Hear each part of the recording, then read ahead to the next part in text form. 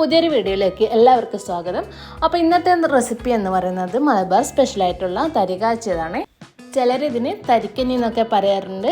നോമ്പിൻ്റെ ടൈമിലാണ് ഇത് കൂടുതലായിട്ട് ഉണ്ടാക്കുന്നത്.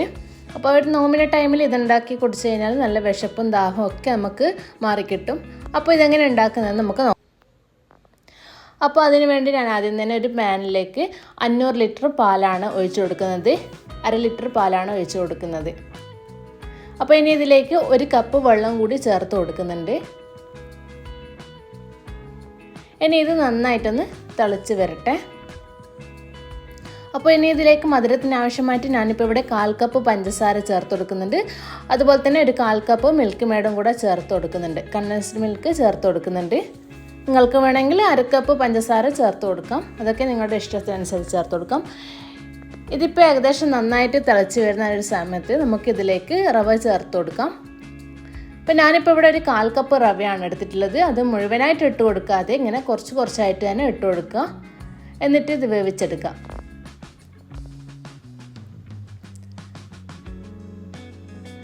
അപ്പോൾ ഇതിലേക്ക് നല്ലൊരു ഫ്ലേവറിന് വേണ്ടിയിട്ട് ഞാനിപ്പോൾ ഇവിടെ കുറച്ച് ഏലക്കാപ്പൊടി കൂടെ ചേർത്ത് കൊടുക്കുന്നുണ്ട്.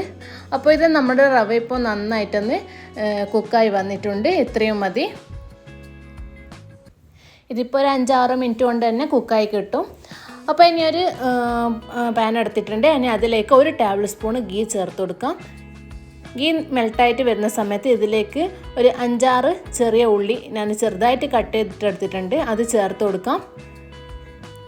ഇനി തരികാച്ചിൽ വറവിട്ടെടുക്കുന്നതിന് വേണ്ടിയിട്ടാണിത്. നിങ്ങൾക്ക് ചെറിയ ഉള്ളി ഇഷ്ടമല്ലെങ്കിൽ അത് സ്കിപ്പ് ചെയ്യാം. ഞാനിപ്പോൾ ഇവിടെ കുറച്ച് അണ്ടിപ്പരിപ്പും ചേർത്ത് കൊടുക്കുന്നുണ്ട്. അതുപോലെ തന്നെ കുറച്ച് കിസ്മിസും കൂടെ ചേർത്ത് കൊടുക്കുന്നുണ്ട്. എന്നിട്ട് നന്നായിട്ട് മിക്സ് ആയതിന് ശേഷം ഇത് നമ്മൾ തയ്യാറാക്കി വെച്ചിട്ടുള്ള ആ ഒരു തരികാച്ചിയതിലേക്ക് ഒഴിച്ചു കൊടുക്കാം. അപ്പോൾ ഇത്രയേ ഉള്ളൂ. നമ്മളെ അടിപൊളി തരികാച്ചിയത് ഇപ്പോൾ ഇവിടെ റെഡി ആയിട്ടുണ്ട്. ഇതിൻ്റെ ലൂസ് കൺസിസ്റ്റൻസിയൊക്കെ നിങ്ങളുടെ ഇഷ്ടത്തിനനുസരിച്ചിട്ട് കൂട്ടുകയും കുറക്കുകയും ചെയ്യാം. എനിക്കിപ്പോൾ ഈ ഒരു പരുവത്തിലാണ് ഇഷ്ടം. അപ്പോൾ അവസാനമായിട്ട് ഇതിലേക്ക് കുറച്ച് ഉപ്പ് കൂടെ ചേർത്ത് കൊടുക്കുന്നുണ്ട്. എന്നോട് വിട്ടുപോയതാണ് കുറച്ച് മുന്നേ ചേർത്ത് കൊടുക്കാൻ. അപ്പോൾ ഈ ഒരു ടൈമിൽ ചേർത്ത് കൊടുത്താലും കുഴപ്പമൊന്നുമില്ല. അപ്പോൾ നമ്മൾ മധുരം ഒന്ന് ബാലൻസ് ആവാൻ വേണ്ടിയിട്ടാണ് ഉപ്പ് ചേർത്ത് കൊടുക്കുന്നത്.